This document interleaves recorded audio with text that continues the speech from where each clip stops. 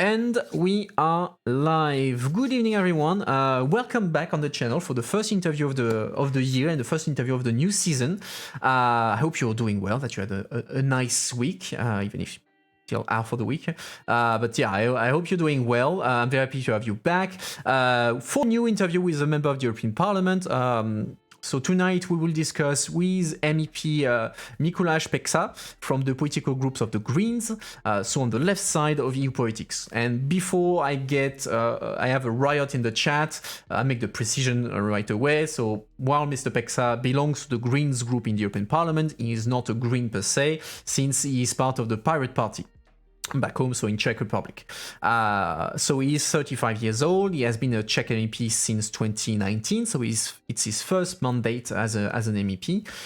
He's a member of the Committee on Industry, Research and Energy, and a substitute in the Committee on Budgetary Control the Committee on Economic and Monetary Affairs, and finally the Subcommittee on Tax Matters. And within these committees, to give you an idea, he works mostly on the European Green Deal, climate change, energy policies, the protection of EU funds, and budgetary control, and also digitalization.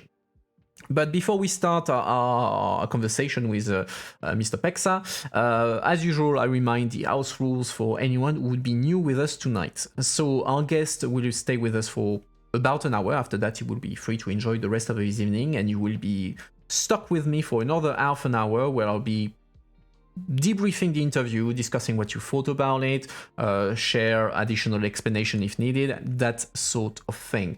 As usual, I've prepared my questions for Mr. Peksa, and I collected questions from people on Reddit and Discord.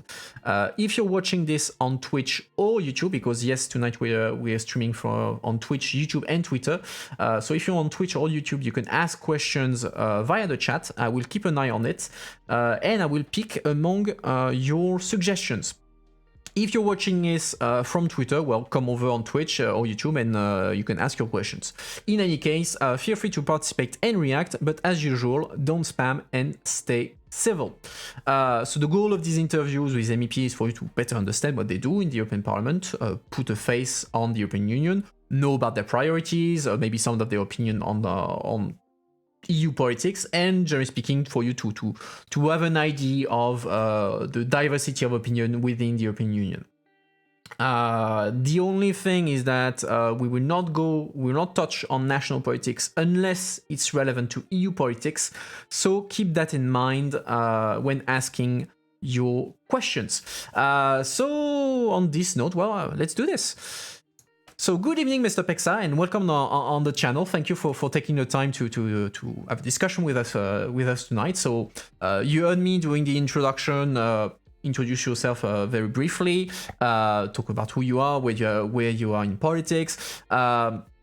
So perhaps before to kick off a bit our discussion, could you briefly complete what I said in the introduction? Tell us a bit about yourself to the audience. Good evening, and thanks very much for inviting me, and also, of course, Happy New Year to both you and all the followers. For me, I would say normal guy. I studied physics back home in Czechia and also a little bit in Germany. It was kind of like a cooperation. And in that time, I've realized that I'm really interested in politics. And there was one pirate party that was very close to my heart, and that was Pirate Party. So I entered and was like normal member, was just like accidentally kind of like elected to the Czech National Parliament in 2017. Well, I did not expect it to so. The party was at 2% when I ran for the candidacy, but it happened. And since that I was involved, and in 2019 I ran for the European Parliament. And nowadays I'm very much interested in the industrial or economic topics, namely connected to the Green Deal or the climate change, the digitization, of course the monetary union and how it works and how the banks works and how they are transforming, how the finances are being transformed into the future forms that they will take it. And last but not least, in the budgetary control, which is maybe not that a popular field, but in fact it brings a lot of insights into how the EU works and what are the advantages and what are also, of course, the flaws, because the budgetary controls quite often finds those flaws we have, and we have to talk about. Well, we'll cover indeed, you're working on a lot of different topics. We'll cover the different points one by one, but let's start a bit by the beginning. I have already a question in the chat that relates to the fact that you're Pirate MEP, and so the Karpas is asking. You always wonder why is it called the Pirate Party anyway? So. Well, it's part of the pirate movement. I mean, like the very first pirate party was actually created in Sweden, and nowadays there are like 30, maybe even more, 40, 50, I don't know how many actually, pirate parties all across the world. And the very first reason why we called ourselves pirates in Sweden was because we were opposing the existing Swedish legislation on the copyright in that times in 2006, 2007. At the time, it was created something which was called anti-pirate office in Sweden, basically prosecuting students for like sharing videos on the internet. I mean, like charging them with very high fees for putting them to the court and so on. So at that time, when there was this anti-pirate office, so-called, it was kind of like natural that someone had to establish a pirate office to actually protect those students against being prosecuted. And at the end of the day, we have realized that just pirate office does not it's not allowed because we not enough, because we need to change the law. And that's why we started the pirate party, the first pirate party in Sweden, but a lot more were created subsequently in the other countries. So that's how we become the pirates, because we stay for the freedom of the internet. Okay, interesting. And I had a first question, a bit related to the fact that you're a pirate among the Greens, and someone was asking, how do you define your identity in Brussels? Do you feel like one Czech representative, or do you feel like a Green member, somewhat a member of the ITRE committee? What's your sense of belonging in Brussels? Well, very much the pirate. I mean, like, by the way, I'm also chairperson of the European Pirate Party, so I should feel myself pirate. But the most important trick is probably that we cooperate with each other cross-border, independently of what nation we are, what is our religion or whatsoever. So in practice, we are a group of a few pirates from Czechia and Germany currently cooperating with each other, and we don't care that much who is coming from where. We are just pirates because we share the similar goals and we share the similar program we are trying to push through. And of course, I mean, like, we have quite often discussed that it would be interesting to have our own pirate group within the European Parliament, but you know the rules. You need a lot of MEPs to do so. So far we have been cooperating with the other groups, and that were mostly the Greens, because the cooperation was fruitful in the previous election terms. So we are very much continuing in that direction. And so you belong, like you mentioned, to the Green group, despite the fact that you're a pirate, so it's a different political party. And someone was asking whether European Parliament groups, so like the Greens, define unified voting instruction for their members. So do you get voting instruction from the Greens that you are bound to follow, or how does it work? Well, it actually cannot work that way, because the correct name, if you stress it properly, it's the Greens/EFA, because that's Greens plus the European Free Alliance. And I mean, that's for historical purpose or reasons, because in the past, Greens and EFA agreed to form a common group. Pirates joined later, so the name was already here and was not changed. But in fact, it's more like a federation of more like different entities. And of course, like, we have from time to time very different opinions, and it's fully legitimate to say, well, at this point we do not agree, and then we vote differently. And that actually in some topics can happen. I would even say quite often, because we do predict that, or we do expect that.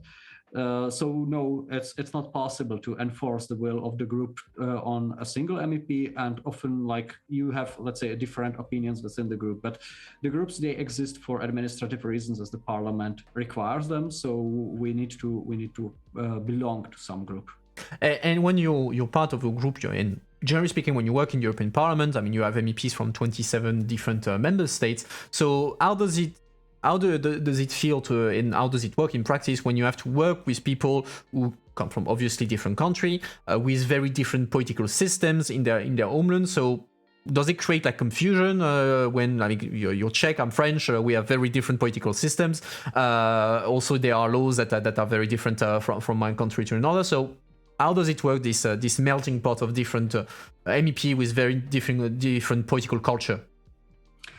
Well, I would say surprisingly good, because despite we speak different languages, there are things which are very common for all humans in this planet. I mean, like, in fact, all humans, they smile, some are greedy, some are good, some are honest, and so on. And there are patterns that are repeating in various countries. So whatever conservative you are talking about, you can kind of like expect similar ideological differences independently from which country he or she comes. And that works also for the Greens, for the Liberals, for the Socialists. So I think surprisingly it works kind of like predictable, at least for me. Maybe it's because I have been working in the field for quite some time. And of course, there could be some regional differences, but in Europe, things work kind of similarly. I mean, like, we have similar ways how to express congratulations to weddings or other life occasions. So in those cases, we can base our interaction on, let's say, a shared culture. In fact, it's just like a different language, no more than that. Okay, so now let's dive a bit into the substance, what you work concretely. So I would start a bit with the Green Deal, the energy policy, so more something related to the ITRE committee. So one of the big debates that has been happening over the past few months is about energy, because there's a big increase in the price of energy across the world due to notably linked to natural gas. You have, of course, the question of climate change that has a consequence on the type of energy, the energy mix of the member states and beyond, because climate change affects everyone in the world. So I would start a bit about energy. The latest debate has been about what place should we give in the future to nuclear and gas energy within what is called in Brussels the green taxonomy, which is, for those of you who don't know in the audience, a kind of European label to direct investment towards energy that are considered green or necessary for a green transition. And so the question is, should nuclear energy and gas energy be considered in that? So first question, where do you stand on this place of nuclear and gas? And I will include a question in the chat. Do you think that the Commission, when doing this green taxonomy, only looked at scientific fact, or also took into account the interest of member states? Well, those are two questions. Yeah. So first of all, it's good to stress that the taxonomy has a certain purpose. I mean, like, it's a label, but then you have to ask for what purpose we do use the label.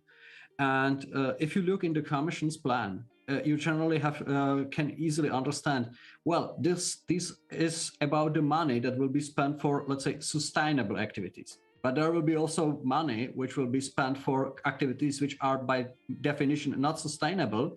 And that's fully legitimate. I mean, like, not every single activity in this world is sustainable, and we cannot like forbid it because of that reason. So definitely, we are talking about certain amount of money and how they will be spent. And now we are coming to the second point. I mean, like, the taxonomy itself, it's a very technical description of what is actually a sustainable activity, or what shall be sustainable activity. It's not about like generally saying nuclear is nuclear. There are very, very details. I mean, like, when you should have the facility constructed, what shall be the exact amount of CO2 produced, and so on and so on and so on. And if you look into the taxonomy as it is written now, and specifically to the nuclear part, you realize, hey, actually there are very, very few companies in the market who could easily like fulfill the conditions. I mean, like at the end of the day, you will realize that this taxonomy would be very easy to be, let's say, fulfilled, or for construction, the facilities for construction that will be built will be very easily fulfilled for one particular French company, which is like mostly controlling the French energy sector.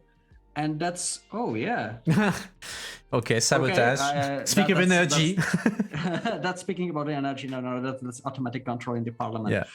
So we are talking about a particular company in French energy sector. So now we came to the let's say national interest, because now we came to the point that we actually can realize that the taxonomy is a way how to ensure that this company will probably get a lot of investments. And that's an interesting issue. And to be honest, I'm very reluctant to say yes on this issue, because we as pirates, we do support small and medium enterprises, plurality in the market, and we are not really fans of monopolizing of any particular market. So just giving our market with the energy to one particular company, that's maybe too much for us. So I would really love to see, let's say, more diverse approach to support, let's say, I would say maybe some smaller modular reactors rather than those big ones that are being proposed. So if I understand well, so your reading of the current taxonomy when it comes to nuclear is that it was rather an economic interest that was taken into account, rather than, let's say, a political interest, because France, for instance, has, I think, 70% of its energy right now produced by nuclear. But what I hear as well is that you're saying that you're criticizing the fact that the rules would favor big nuclear plants, but not smaller ones. So absolutely. So okay, absolutely. your issue is not about the energy source in itself, but rather the size of the kind of plant we're talking about. Do I get that right? Yeah. I think you can admit that you are talking probably with the very first or one very few members of the Greens EFA group who are not refusing nuclear energy per se. I mean, like, we as pirates, we have always based our decisions making on data-driven policy, which means like we need the data and then we decide. And now when we are talking about the nuclear energy, it's exactly like we are talking about a source of energy which is incredibly expensive. I mean, like, just look on the prices of nuclear energy compared to the other sources. I mean, you will realize that it's 3 times more expensive comparing to the renewables. So it's really not about like the economic interest. So should we be talking just about the economical interest, you would probably realize, okay, this is probably too expensive. We are talking here about the political interests, which will drive the investments into particular company in a particular member state. I'm a bit reluctant to say it's good, because this will be very expensive and pushing us very far on. But like you mentioned that so as pirate you like data-driven approach, and I mean, it relates to the question in the chat about the place of scientific facts. But do you think that these things should be like 100% like driven by scientific fact and we disregard anything else, or there is also a place for politics? Like the politics is also about making facts, situation acceptable for people and also to the reality. So for you, does it have to be a bit of politics also in there to take into account the reality of the ground and political realities? Well, the politics cannot override the scientific facts, that's for sure.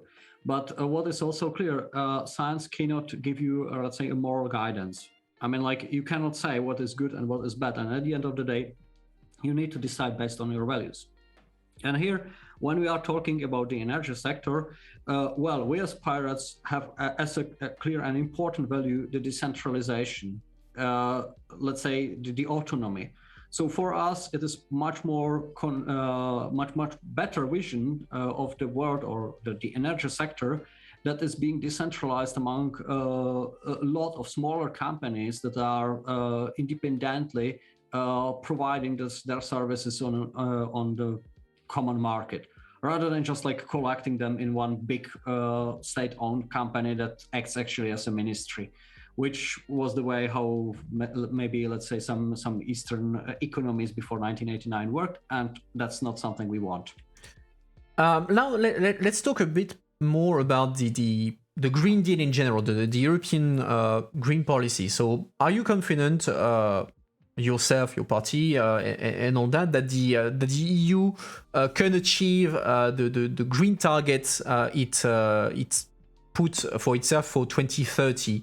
Apparently the EU institutions are warning member states that they are falling behind. So do you think that indeed the EU is falling behind in terms of reaching the green targets? And B, second question, do you think that member states are taking into account, are reacting and acting in consequence after the warning of the EU institutions? I think we can definitely achieve that. Should we do it smartly? And I mean, like nowadays we came to the point where our technology allows us actually to produce the energy in a relatively cheap way, and as well without too much CO2 emission. I mean, like the renewables have become during the last decade probably the most or the cheapest source of energy we currently have. So just by deploying the cheapest, let's say the most cost-effective source or technology we have fast enough, we will be able to reach those goals that were set. That's the technical reality. And then it's, of course, a political question how to get there, because what you see is a market which is very much affected by various protectionist activities in different member states. You see a lot of subsidies or grants that are being directed here and there for many political reasons. And I mean, like this taxonomy we are talking about is actually source of like this discussion. I mean, like you see that there is an attempt to use the taxonomy in order to drive the European subsidies into the nuclear energy sector. So this is not really like creating equal or balanced situation on the market. It's just like a tough political fight about who will be supported or who will be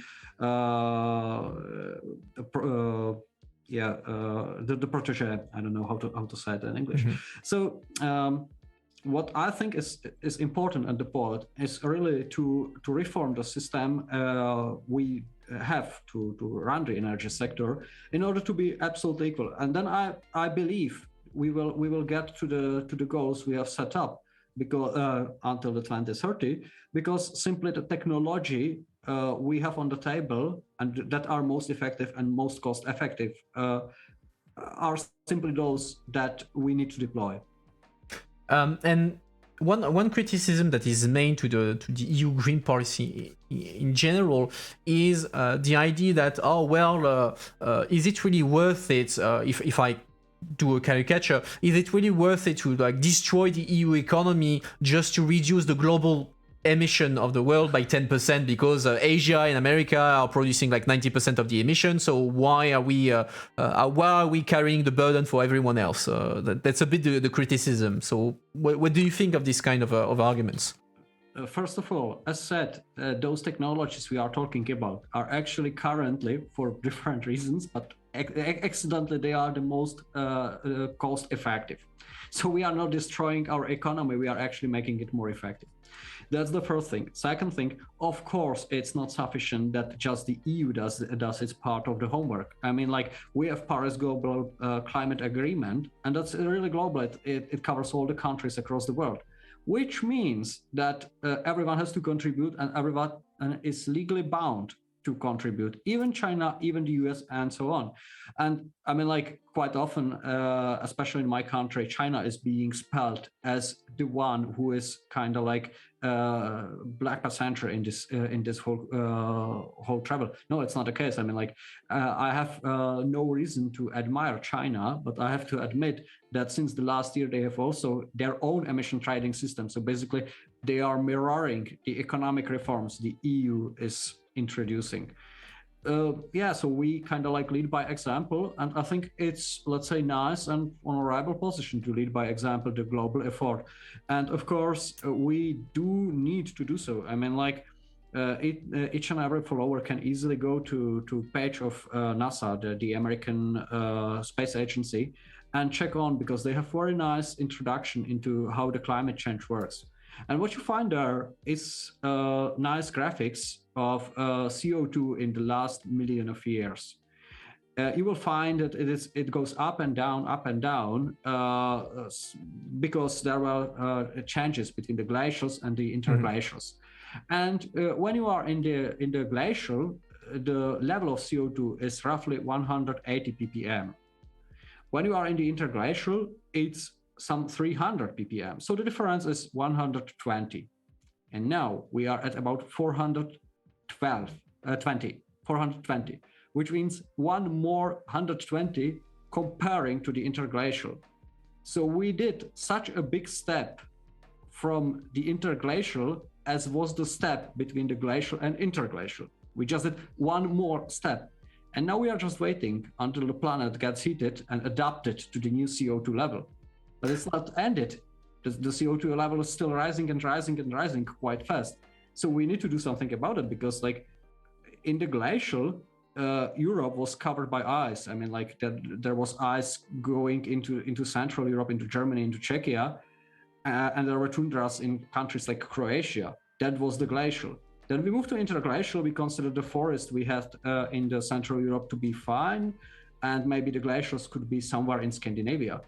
But then we did one more step, and we are far progressing, and that's the problem. But beyond the justification, not the justification, the fact that climate change is a reality and we have the data to prove that it's a reality, there's then the concrete consequences of acting against it. So I think that when people are talking about like destroying the EU economy, is not about the fact that changing to renewable energy is expensive as an energy, etc., etc. But rather there is a debate on the putting like very strong targets in terms of carbon emission. It has an impact on industries, on people, because that means you may tax more fuel for cars, that sort of thing. So that's kind of the debates that are emerging, like those, in a way, the social costs of fighting against climate change. I mean, like I mentioned, I'm French. We had, as you know, the Yellow Jacket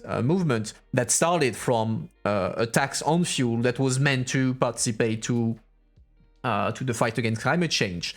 So I think it's more this aspect that people are covering, rather than denying that there is indeed something happening with climate change. So what do you think about this idea of social costs, so to say? Well, I would just remind you the current crisis we are in. I mean, like, I guess everyone in Europe realized that the prices of electricity are incredibly high this year. I mean, that's a fact. I mean, everyone complains about the invoices. Well, I'm not happy as well. But let's talk about what's the reason. I mean, like, if you look on the electricity price, it exactly follows the same trends as the gas price follows. I mean, like, when the natural gas price is rising, then the electricity price is rising. And what's the reason? Because we burn gas in order to produce electricity. So when the gas is in demand and it's expensive, then we come to the point that also the electricity becomes expensive. That's what's happening. Okay, but what's the reason? Because we have a lot of power plants that actually burn fossil gas. And of course, we have not really friends in Russia. So when there is a discussion with the Russian president whether we could get more fossil gas being produced in Siberia to Europe, they kind of like try to undermine our position by various political demands which are not connected to energy at all. So should I be talking about the social costs?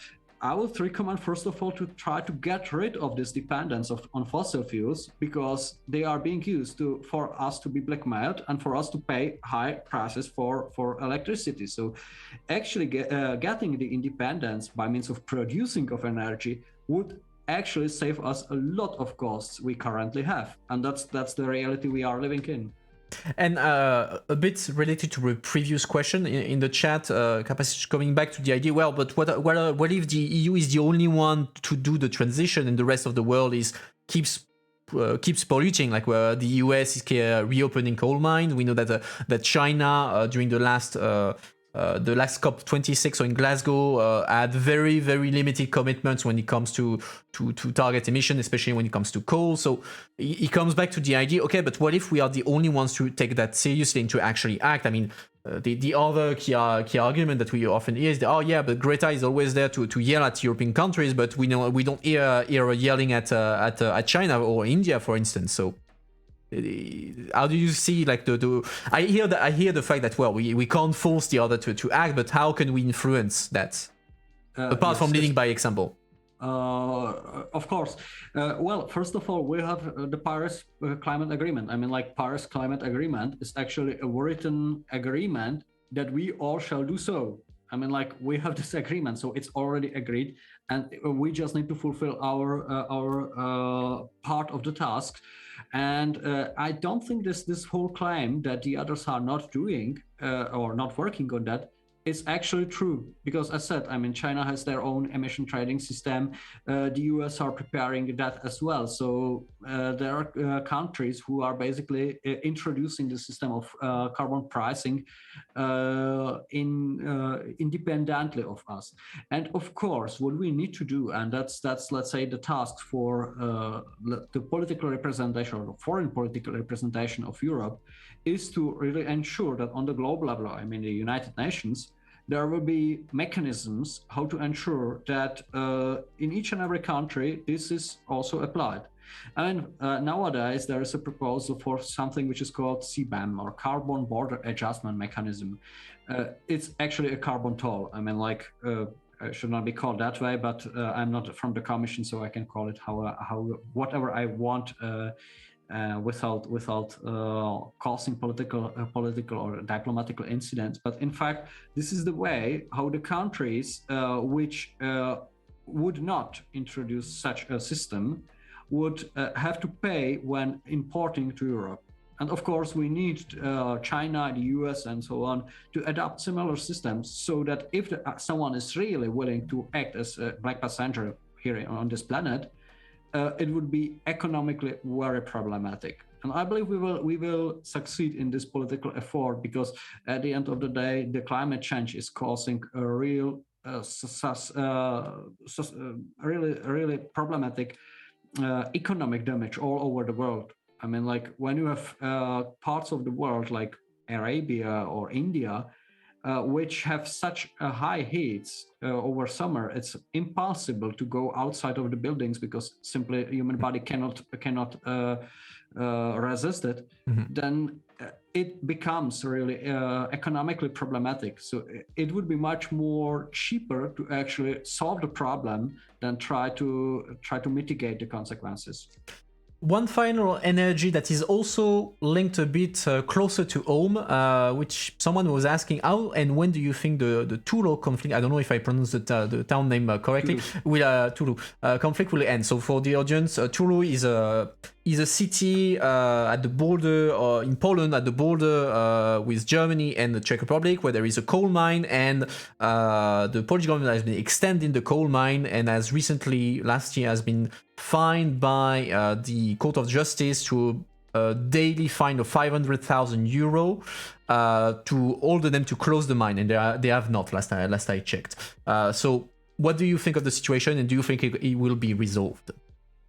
Well, there is a clear resolution of the European Court of Justice that they should just stop, and they don't respect the decision of the court, which from my point of view is very bad. And now we came to the discussion, which will probably not be that much connected with the energy part of this interview, because we will be talking about the rule of law. It's my very beloved topic, because it's connected to the European subsidies and the budgetary control. However, we are talking about the fact that in Poland, the government does not respect the decision of the court. Or in worse case, it even pushes the court to enforce decisions or give decisions that are very much in line with the governmental politics. They are really influencing that. So when we are talking about Turov, I can't tell you any earlier date than this issue with rule of law in Poland will be resolved. As it is resolved, I believe Turov will be resolved as well. Hope it will become earlier, but nowadays this is the, let's say, final deadline for having that resolved. Well, actually, it's a perfect transition because I was about to talk about your work in Cont, so in budgetary control, and in that committee you work on transparency and anti-corruption policy. And I saw that last year you participated to a mission in Slovenia for fact-finding mission, as we call them, and the mission was criticized by the Slovenian Prime Minister, so Janez Janša. So can you explain us what did you do to piss off the Slovenian Prime Minister, and what was the result of the mission and the follow-up to it? Well, I did exist. I guess that was the reason for him to hate me. But simply the situation is such. I mean, like the European Parliament is the institution that is co-responsible for controlling how the European money are being spent. And a lot of European money are being spent for cohesion policies, which means like reconstructing the areas or upbuilding the areas that are currently less developed. I mean, that's very legitimate activity. And concerning the numbers I see, I would say 95%, it's very much providing benefits to the citizens. But the bad part is that there are those 5% which results in various forms of corruption. That's very many. I mean, like people are greedy. People are doing bad things. However, that's why we have some control mechanisms to actually tackle the corruption. And the Budgetary Control Committee is one of them. So when we come to or when we work or send missions as Budgetary Control Committee, for example, to Slovenia, or I've been participating to one into Czechia in my own country, we are basically checking whether the country is spending the money properly. Which means like we are talking with people from different institutions like the local court of auditors, local criminal prosecution office, or organization or institutions like that, to check whether everything is fine and whether the local politicians do not misuse their power in order to enrich themselves. And Mr. Janša was probably not really happy that someone is kind of like getting into his stuff. I mean, like, I can understand it. Like when we are talking about Slovenia, it's not something against Slovenians. It's just a simple matter of fact that if you look on the, let's say, procurements in the construction sector, I mean, like when the public administration offers contracts for construction works, you realize that I think 90% or even more than 90% are being won by one single company. That's a bit problem, isn't it? I mean, like, this is not a real competition. It's just like one particular company always winning the same, winning the competition. So we have been checking on that, and I guess problem of Prime Minister Janša is that he is really fast talking guy. I would say, to say the least, talking faster than thinking, and he simply started attacking us because it's just doing our job. At the end of the day, what we found is that the Slovenian control mechanisms are under pressure, but still operating. I mean, like the institutions and the people working in those institutions, from my point of view, they are fine and they are still able to do a good job. There are just aggressive politicians trying to stop them from doing a good job. But so far, from my perspective, they have not really succeeded to break the control system. Okay, and so you produced a report with your colleagues after your fact-finding mission, and did you? So the report was published when, like November, something like that. If I yeah, I think so. Have you seen any kind of consequences follow up to that after you published the report with Cont and Libe on that, or is it still like, okay, you made an assessment and it was put under the rug by Slovenia? Well, I had the feeling that there is not much being done, and I think the main reason is that there will be Slovenian election, and the government, they just live with one single, when we are talking the national politics of Slovenia, their own plan is just to hold the chairs where they are sitting as long as possible, independently what happens subsequently. So I don't think they really try to resolve the problems. They just want to stay in the offices as long as possible. So it will probably not be resolved until the Slovenian election, but from my point of view, the civil society in Slovenia is like admirably strong, and the people are very active. And also, like the Slovenian pirates, I know a lot of them, and they are very active. They are about to enter the parliament in this election for first time. So I believe they will simply manage to get rid of this corrupted government and bring a new one that will resolve those issues without any further European intrusions. So, like you mentioned, part of the work in the Cont committee is to go assess how the EU funds are used by the member states. So that's why you go on fact-finding missions in Slovenia, in the Czech Republic, and elsewhere in the EU. But the other part of the work of Cont is to assess how the EU itself use its own money. And every year in October, you have very long votes when you have like dozens upon dozens of reports about the use of budget by the institutions and the agencies. But have you ever noticed, or has the Cont committee ever noticed something fishy happening in the EU about the way it's using its own money? I mean, like, yes, of course. I mean, like, on each and every EU institution, there is an annual report being published, and always the parliament kind of like comments all the activities. I mean, nowadays we are, for example, talking the European Court of Auditors itself, because it's a bit tricky that the members, the top authorities, are being recalled for doing stuff like, for example, using the cars that are provided by the institutions for their private activities. Sorry. Or, for example, there was a case found there by a French journalist that actually all the members from different countries, like there are 27 of them, each of them coming from one of the countries, or most of them, I believe, not all of them, but a significant part of them, they were just living in one single house, staying there, working on one particular contract or renting contract, and just getting the reimbursements for living there. And that's something like surprising. I mean, usually in German it's called Wohnungsgemeinschaft. So usually you don't see Wohnungsgemeinschaft including people or top level officials who are something like ministers. That's surprising.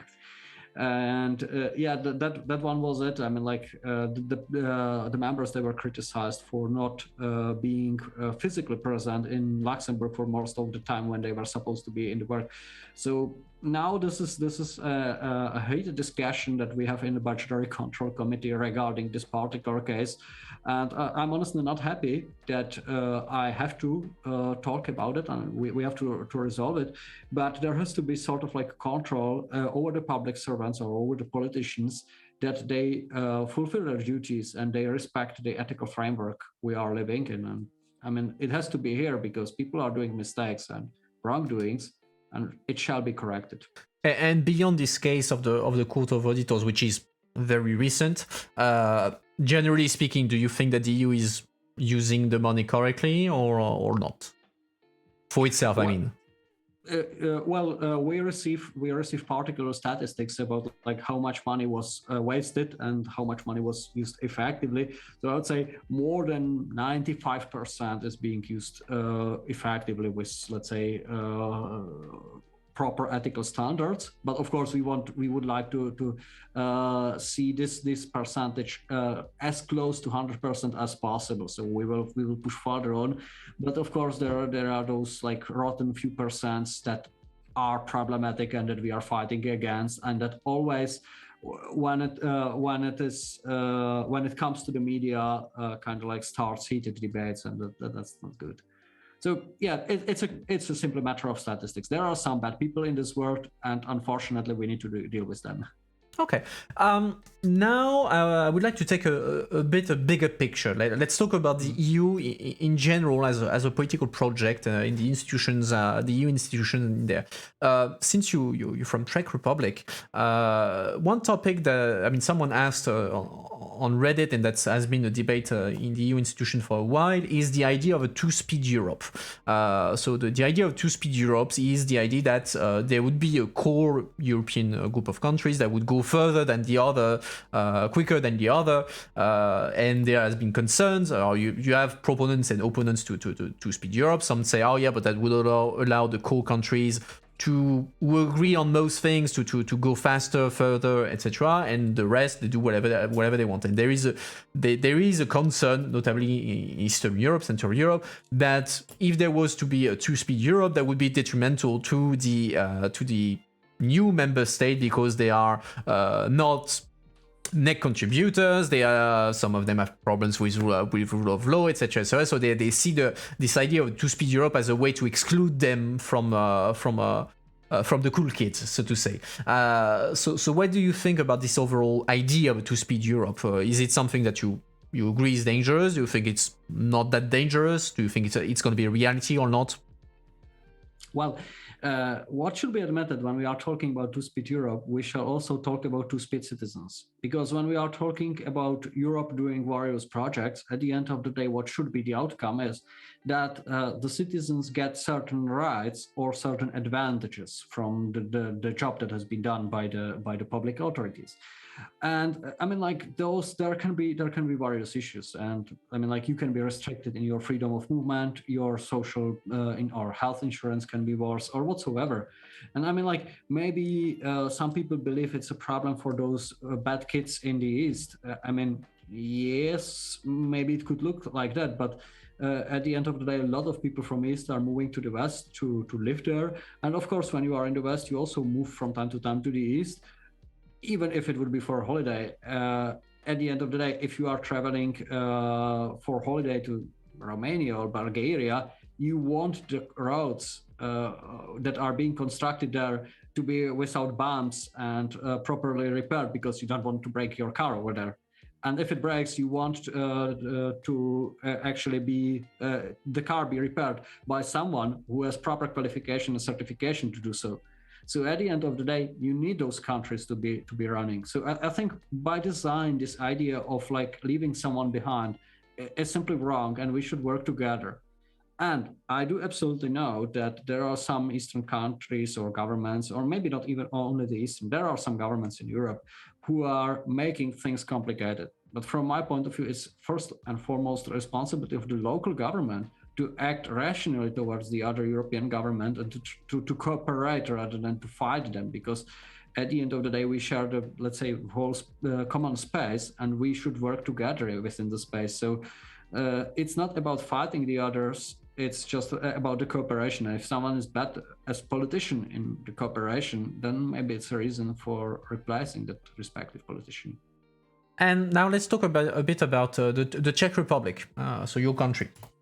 So I had a question earlier in the discussion. Yes, someone was asking, was saying that apparently the Czech government is moving away from what is called the Visegrad Group, so the alliance of four countries from Visegrad, and there is apparently a move from the Czech government to go away from to distance themselves from the Visegrad Group. And so Pineapple Mix was asking, could you explain why the new government is moving away from the Visegrad Group, or do you even feel that they are moving away from the Visegrad Group?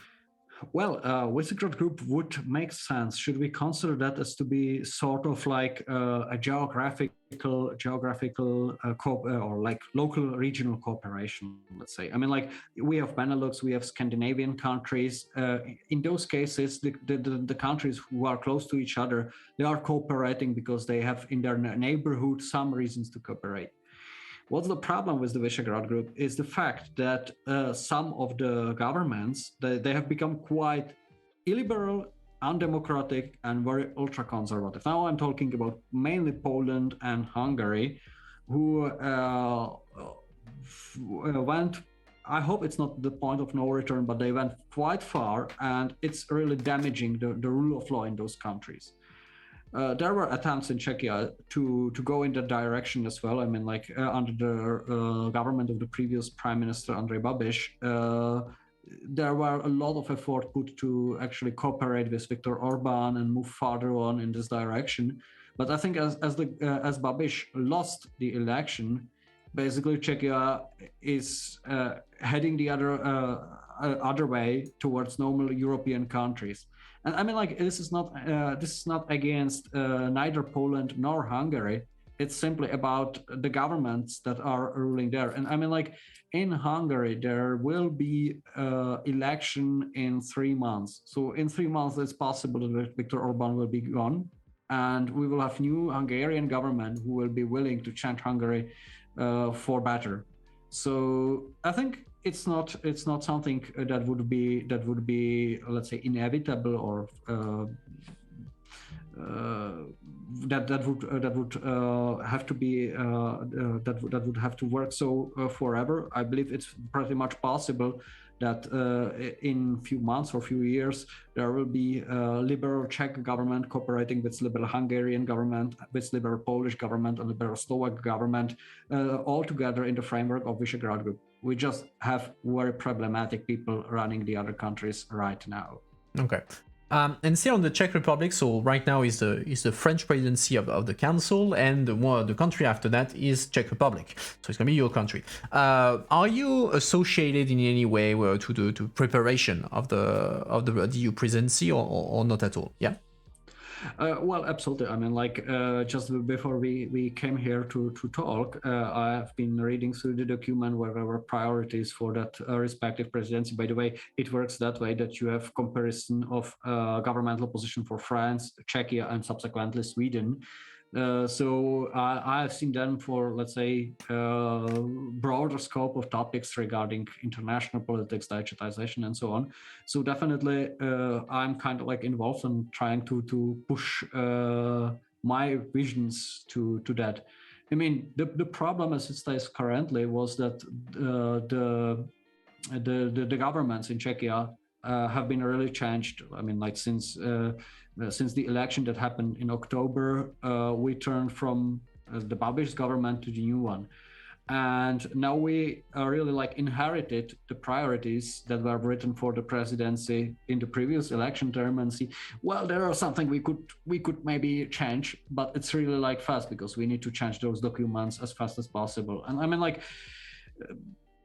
yeah, talking about the Czech politics, Babiš, he himself, he's like old former member of Communist Party, former member of Communist Intelligence Service, and he's very conservative in his way of thinking. So when you look to those documents, you realize that this is really maybe some retro going back to, let's say, 80s, 90s, but it's not really. It really needs an upgrade for now. So we are working on to upgrade it to be more modern, more digital, more environmental friendly. Okay. Now let's talk about Parliament. So yesterday there was a very sad news because the president of the European Parliament, David Sassoli, died.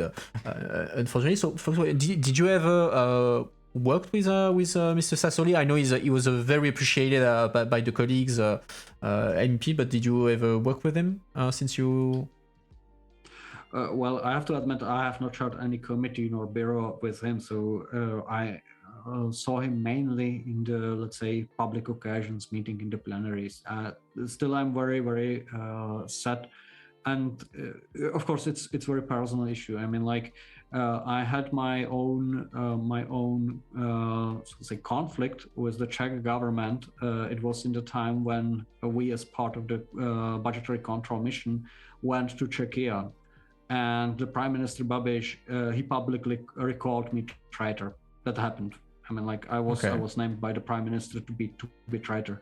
And that was exactly the point where the President Sassoli publicly stated that it is not acceptable and defended me. So from my personal point of view, I feel myself a little bit in depth when talking about him, and I take it really like it's really sad news about what I've heard in the past.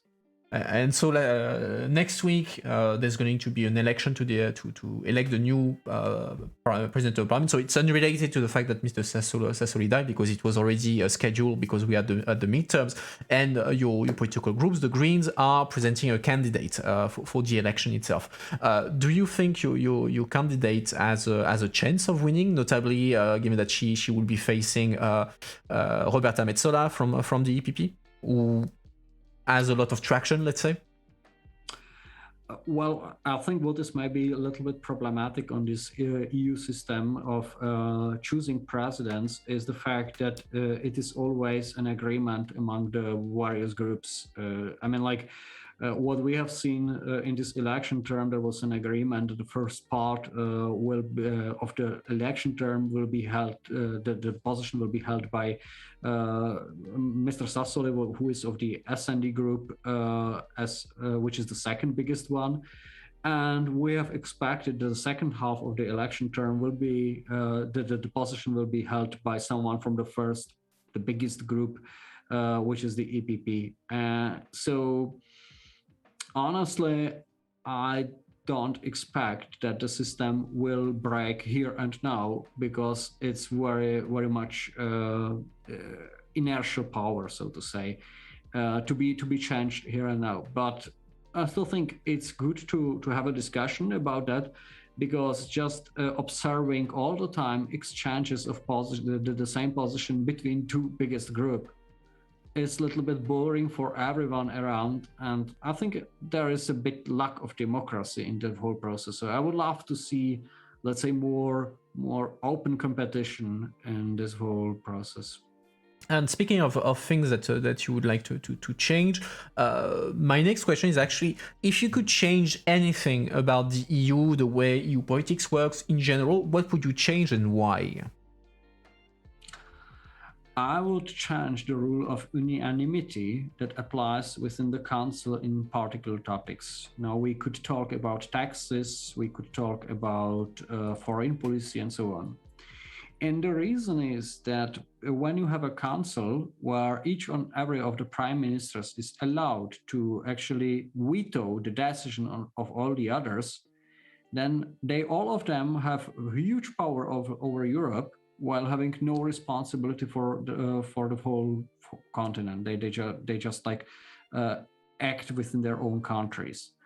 And I think this is problematic, because whatever we are talking, I mean, it can be, for example, the sanctions against Russia. Often it was spelled, well, we could have some sanctions against Russia because they did something wrong in Ukraine or other countries. But it happens that some of the prime minister says, no. Maybe you can ask what are his deals with Russia, whether he is somehow subsidized by the Russian government or what. But simply there is this option for each of them to get the bribe and do stuff that is problematic. So I would really avoid this unanimity, because I believe we can work together, and it's fine to disagree in particular issues, and it's fine to vote on that, because that would make us much more flexible and much less vulnerable to this blackmailing. And so unanimity, you get rid of it completely, or on some specific topics? Well, now the biggest issues are the foreign policy, because we cannot act as a strong player towards Russia, China, also even the US. I mean, like, we are weak in the international field. So the foreign policy and the tax issues, because maybe it's not a popular opinion, but we have tax havens even within the EU. I mean, like, some countries like Cyprus, like Ireland, like Luxembourg, they are acting as tax havens. And I mean, like, we are a lot working against tax evasions in all the countries around Europe. But we just forget that there are within our own ranks some problems we shall maybe resolve. But whenever you say, well, we have this problem with tax evasions, dear Ireland, Cyprus, Luxembourg, could you help us to solve it? Then the answer is polite veto. So from my point of view, it would be reasonable also in tax matters to have this qualified majority voting. Okay. I'm looking at the time, and then right on cue. I have the traditional final question for you before we conclude. What is your stance on the idea of a federal European Union? Do you support? Are you against it? Are you on the fence? What's your opinion? I will put it simply. I feel myself a federalist. I felt myself like that all my life, and I don't see any reason why should I change it. So it very, very loosely affects my practical work I'm doing in the parliament, because there are very few votes on whether we want to be federation or yeah, it's more as an idea, generally speaking. Yeah, of course. It became a traditional question because I have a lot of federalists in my community, so I'm being literally forced to ask the question at this point. So I'm federalist. Perfect. They will be happy, I'm sure. So we are reaching an hour. So before I start concluding and start the debriefing, I would offer you the opportunity to say your final words to the audience. So the floor is yours. Well, first of all, thank you very much for inviting me, and I really appreciate this work, because I believe it is important for European citizens to have insight into how the European politics is being done and to understand what are the forces behind and why it happens, the reason why, because why it happens, because at the end of the day, the politics makes no sense should the people will not decide in informed way. So we in order to do the data-driven politics, which is our overall goal, we want to do so. We really need to help the society to be more educated, more informed, more digitally interconnected to each other. And in order to do so, I think those things you are doing and people like you are doing are very helpful and help to bring Europe to the citizens, which should be the overall goal. Thank you so much for that. Thank you for these kind words, and thank you again for coming over tonight and taking the time to answer a question. Chat, make sure to thank Mr. Peksa for his time.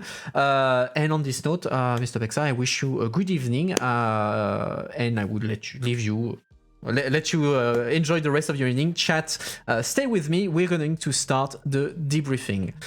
Goodbye, Mr. Peksa. Have a good evening. Thank you so much. All right, let's start the debriefing. Let me just leave Zoom and meeting. Perfect. So, what did you think? Did you like it? Did you not like it? Tell me everything. Otherwise, I will do my own thing and take my notes, because as you know, I have my trusty. Well, as you know, I told you I have my trusty notebook where I took notes during the interview. So we're gonna come back on the main things. Thanks for the interview. Okay, perfect. People are happy. So let's start by the beginning. So there was the initial question about why is it called the Pirate Party?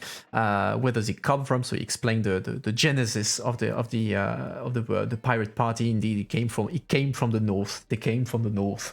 They're not Vikings, but they came from Sweden nonetheless. So it started. About what will you do without the notebook? Indeed, what would I be without my notebook?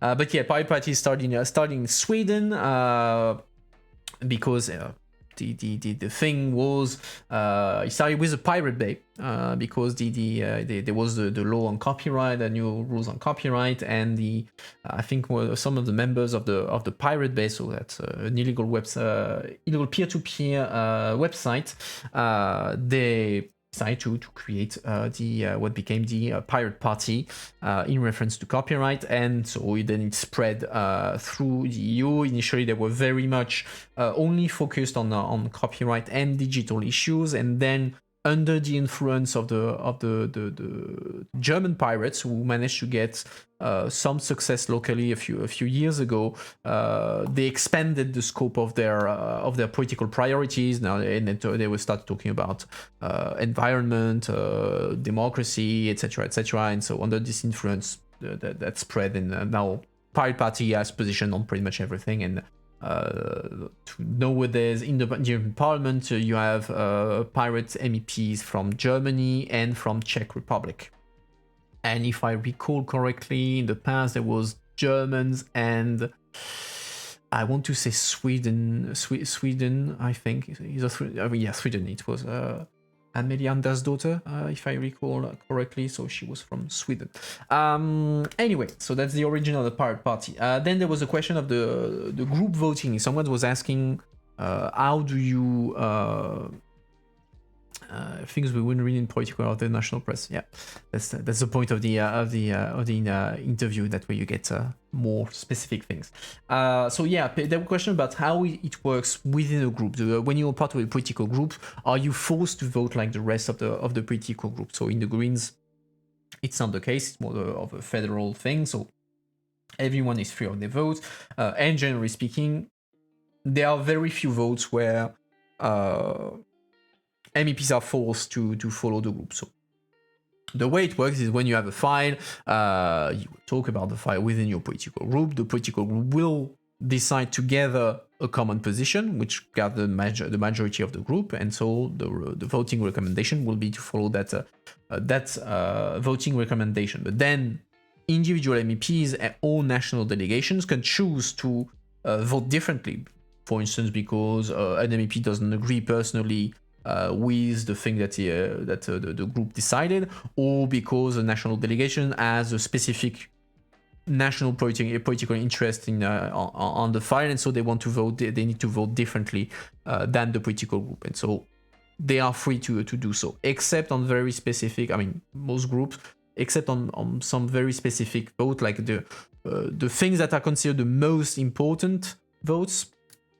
You have what is called a whip, which is an MEP in charge of vote discipline within the group, and on some very important votes like the budget or the vote on the president of the commission at the beginning of the mandate, you have some instances in a number of political groups where it's de facto mandatory to vote like the group. If you don't vote like the group, basically calls into question your belonging to the group, because it's considered that you are going so much against the fundamentals of the group that, okay, there are questions to be asked. But in general, in 99.9% of the case, MEPs are free to vote as they want, and in the wide majority of cases, they follow their political groups. And if they don't, it's because of personal or national politics reasons. So that's how it works. Then there was a question of the political culture, the fact that there are differences in political culture, in political system. He was not very convinced that there was that much difference between member states and between political traditions.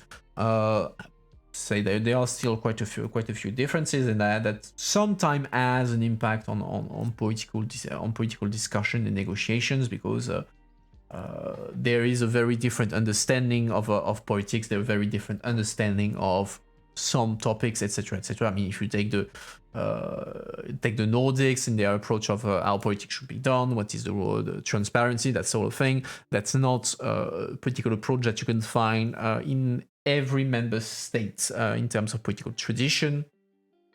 And then, of course, on topics, the national politics as a role. I mean, if we talk about defense, obviously, if you're French or if you're German, you don't have the same opinion, the same approach on things, and that's how it is. And there is political culture can have an impact, and even more so than the impact on the way to do politics in the EU. I mean, within the European Parliament, it's more of an initial shock when they first arrive in Brussels. Like if you take the French example, in France you have a very different political culture than Brussels and the EU, and it's in many cases it's a kind of a cultural shock for MEPs French MPs who arrive for the first time in Parliament, especially if they were elected in the National Assembly first, because it's completely different. In France, it's a system of absolute majority, so the government has an absolute majority, de facto absolute majority in the National Assembly, so there is no need to negotiate coalition, that sort of thing. There is little cooperation between the political groups, while in in Brussels, cooperation between the political groups, and the fact that there is that majority change from topic to topic. It's kind of the bread and butter of Brussels. So it takes a bit of getting used to for French politicians, for instance, when they first arrive here. What else did we talk about? Taxonomy. So we talked mostly about nuclear, not about gas. I was a bit surprised, I have to say, because he said it himself. He's one of the few Greens that would say, people from the Green Group that would say that they are not against nuclear energy by principle. It's just that he says that he would prefer like a smaller size nuclear plants. But I didn't see coming the argument that for him the inclusion of his way of reading the inclusion of nuclear energy within the green taxonomy, so the European label to direct investment towards greener energy or more sustainable energy, he saw that more as a defense of economic interest, like he said repeatedly, it's just to defend the interest of one company, etc., etc., rather than say, it's the French politics. Because usually you hear in the debate, it's just the French defending French interest, and indirectly some economic interest, but of course. But the French, the fact that they have we have 70% of our energy produced by nuclear energy. People are saying, it's the French defending their own national interest. When they do care about their comfortable EU position, MEP position, what do you mean by that? I probably missed. I'm sorry, because I missed the previous question. Sorry. Don't you think the composing of the European parties are sometimes nonsense? I'm thinking of the EPP, huge party with very different national parties. Well, actually, that's a strategy, a political strategy. That if you take the example of the EPP, that was a strategy of the EPP in the 90s to create the big, what they call the big house, la grande maison.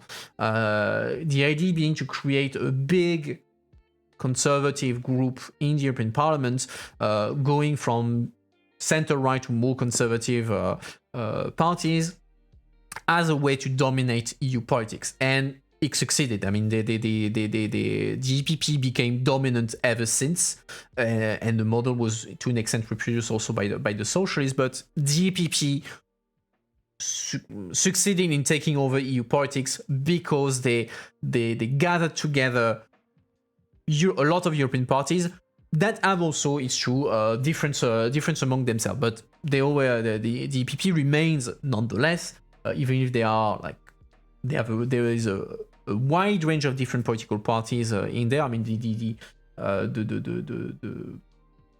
Luxembourgish EPP are nothing like the German EPPs or the Polish EPPs, etc., etc. There is, of course, differences because of national traditions, but it's normal. I mean, even among the Greens, you have different position. Among the Greens, among the Socialists, the same. Among GUE, so the far left, it's even worse. So there is a lot of variety among European parties. That's how it is. And that I don't think it's nonsensical. It's a way to force cooperation between political parties from different nationality. Because actually, he mentioned that at the beginning when he was talking about the idea of a pirate political group. He can't, because the rules in the European Parliament is that you cannot for starters, you can't create a political group that is composed of only one national party or MEPs coming from a single member state. That's what prevented for the longest time the creation of a far right group, because most of the far right MEPs were coming from the French far right, for instance, and they couldn't do on their own a group because there's this rule that you have to have at least 7 different nationality in your group. And then it's a way to create a European spirit. And de facto, if you take DPP, even if there is a lot of different parties in there, DPP is a very structured party. I mean, there is a strong vote cohesion there. So that's nonetheless, it works. You can see that sometimes you have very different national parties, and sometimes it clashes on certain topics because of national division. And you will see topics where the division is less about European ideology, but rather national. So you will see EPP, SND, GUE, MEPs from the same country vote similarly because they're defending the same interest, national interest. 7 different nationality. I thought the ID group was only French, Italian, and Germans. No, there are more than that. Let me actually put up the ID group if I can. Give me a sec. European Parliament. There is a threshold at seven nationality, that's for sure. So that's always a struggle that they basically get like some very small national parties that have like one MEP or something, even if the core of it is so let's go to advanced search. ID, where are you? ID. Okay. So I see Italian with Lega, Germany with Alternative for Deutschland, French with Rassemblement National, Belgium with Vlaams Belang. What do I see else? Lega, Czech Republic with a group National Party I will not even try to pronounce the name of. We have people from Czechia, Italy, Netherlands, with Marcel de Graaf. Finland, Austria. So yeah, there is 7. Estonia, Austria. So yeah, you have people from all around. Even if in ID the core of the group is French, Italian. Mostly they are the ones who control the group. And yeah, to go back, French MEP go to the placard. Indeed, that's the approach of EU politics for the longest of time, even if now it's changing a bit. But indeed, for longest time, French national parties were sending to the European Parliament MEP, people that they wanted to be away from Paris, or just as a way to say thank you to minor personality to supported the party, that sort of thing. So it was like a la voix de garage, as we say in French, on the placard. Okay, moving on, because I see time is passing, so I want to cover other topics. He's confident that the EU can fulfill its target for the 2030. So the 2030 targets for the Green Deal. He put forward the carbon tax to the carbon tax. So it's a new initiative, like he explained. The idea being to tax products that come into the EU based on the carbon footprint. So in a way, it's a way to it's both environmental policy and also protectionist policy, because it's a way to mitigate the idea that European companies would be disadvantaged economically in terms of competition towards the rest of the world, because they are investing, because they have additional costs, because they're doing stuff for climate change. And so it's this idea of the carbon tax is a way to level the playing field, so to say, and also to encourage other countries to adopt ambitious environmental policy, so that way they are less taxed. Perhaps we could translate placard with all cups covered. That's one way to do it. I will not venture into translating the expression, but all cups covered, that works for me. What else did we talk about? We talked about then the work it does around EU money, so the controlling that EU is well spent within the EU. So he mentioned the risk of corruption when it comes to the use of the cohesion policies, for instance, or the money that is given to member states but to build infrastructure, mostly for countries that are behind in terms of economic development. So since the 2004, it's mostly Eastern countries that are the main beneficiaries of the cohesion funds, because they have a lot to catch up on economically, and so the EU, through Cont and the Court of Auditors, is checking that the money is well spent. And speaking of the Court of Auditors, indeed there was a mention in chat by Little Miss Derry, I think, that Jean Quatremer, so French journalist from Libé, made an article a couple of months ago about the Court of Auditor, revealing that there is likely misuse of money by some top officials in the Court of Auditor, which is pretty ironic because the Court of Auditor is, like the name, like it's in the name, is in charge to audit the EU, make sure that the EU funds are well used, and like here, Mr. Peksa explained, there is the case that I think it's the president of the institution that is sharing, air quotes, sharing his flat with other officials, and there is a suspicion that it's not exactly in line with the rules. So there is a bit of a spat around that. We talked about the Twospeed Europe, so I think it was rather clear on that. I will not come back to this unless there is question. He talked about the Visegrad group, so this informal alliance between some member states in the East, Central Europe, mainly Hungary and Poland before Czech Republic, and I think it was Bulgaria, the last one. And it became with time a bit of the, for some time, like the informal coalition of the countries that are not necessarily happy with the rules on the rule of law and and generally speaking, EU integration, and they also defend a lot the fact that Eastern countries should get EU money. Speaking about corruption, it's not surprising that Poland and Hungary did not take part to the EPO, but why did Denmark, Ireland, and Sweden also refuse to take part?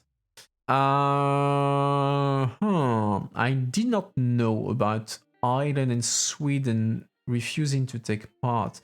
Knowing, let me think about this. I'm trying to remember stuff about Denmark and Sweden. I think it's. I think it's about the way that it's probably about the way their own national system works. I mean, usually you have a lot of cases where the Nordic countries don't like something because they have their own national system and they're very happy with it and they don't want it to be, they don't want to change it. So there is something about it. Let me actually check that. Sweden, new prosecutor. Okay, so I have the reason. So for Denmark and Ireland, it's because they have an opt-out. They negotiated an opt-out on the area for freedom, security, and justice. So that's because of the treaty. They don't have to do anything. And for Sweden, for Hungary and Poland, that's obvious. That's because of issues with rule of law. But for Sweden, I don't see the reason. Let's see. Can I see something in news?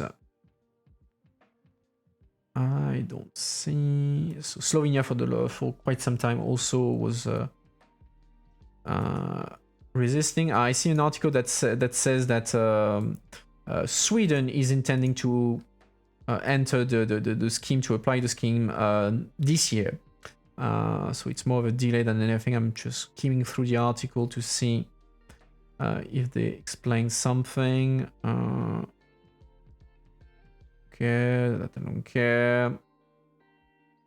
Sorry, just skimming through the article that is quite long. Actually, I'm doing to do Sweden. No, from what the article says, it's mostly just a delay. So they're going to, in the case of Sweden, they're going to apply it next year. But yeah, Sweden, for the Visegrad group, indeed, the Czech Republic is moving away a bit from this. Ireland did not only opt out for GDPR. I mean, at least for the opt-out in the case of the European prosecutor, it's a legal opt-out, I would say, because they negotiated with it. With the GDPR thing, it's more of a practical opt-out, a political opt-out, more than anything. But they're gaining some heat because of that. And what else do I have? EU jobs and political groups. Yes. So he was criticizing the fact that the future president of the European Parliament is, unless there is a huge surprise, is going to be Roberta Metsola. So Maltese EPP MEP, who is currently the vice president of the European Parliament. So unless something incredible happens, she's likely going to be the president, because she's supported by the EPP, by Renew, and after a lot of reluctance, it's likely that the SND will also support her, because the SND, so they had the presidency until now with David Sassoli, who died yesterday, and actually a few months ago, for a few months, Sassoli himself was tempted to run again and try to run again and go against the deal that was made at the beginning of the mandate with the DPP and the Renew, that was to say, okay, for the first half, the presidency will be to the SND, and the second half will be to the EPP. But in the end, the EPP might very likely will get the presidency as per the initial agreement. And so he's criticizing this idea that the jobs are attributed according to political deals, and the reason for that is because, like I mentioned already, in the EU it's coalition building, so you don't have a stable majority, and so at the beginning of a mandate, you have a big negotiation to decide what political group will get what job. So you know that the winner of the election gets the president of the commission. So it was going to be EPP, and then there is negotiation to say, okay, who should get the presidency of the council, who should get the presidency of the parliament, who should get this or that job. So there's a bit of a mercato on this, and to try to guarantee a balance between the political groups according to their results and according to the fact that they support the new commission. So in general, you have one EPP, one Renew, and one SND, and that was the deal. And so that's how it works. And on unanimity, I think it's a classic. He doesn't like unanimity rules. He would prefer to have qualified majority rules, because it's better in some fields like foreign affairs, where with the EU is non-existent, because member states neutralize each other with their veto. If you, that's the last note I add. If you have comments or questions, now is the time. This brings me to see the main media ignore European news. Yeah, in France, of course. Well, thank you for your thanks. Happy to do it. And on this note, what's next? What's next? I will see you. So no other interview this week. The next time will be on Sunday for the news review. It's going to be at 6 in French and at 8 in English, so make sure to come back there. As usual, if you like what you saw, don't hesitate to follow. I was going to say subscribe, but no, I don't do subscription anymore. That way I can stream as well on YouTube and on Twitter. So YouTube and Twitter, if you like what you saw, follow me there. Subscribe on YouTube. That's always a nice way to support. And if you really loved what I did, don't hesitate to drop me a coin, toss me a coin in coffee. And actually, I'm going to put my social media in there. You have the link tree, and I'm not going to put the coffee account. It's in the link tree. You can see everything. So on this note, I wish you all a good evening, and I will see you on Sunday, if not before. And don't forget to join on Discord, Twitter, and all that. They do have a Berlin newsletter. They do they do have a German newsletter. But anyway, on this note, see you Sunday. Have a good one, guys. Bye.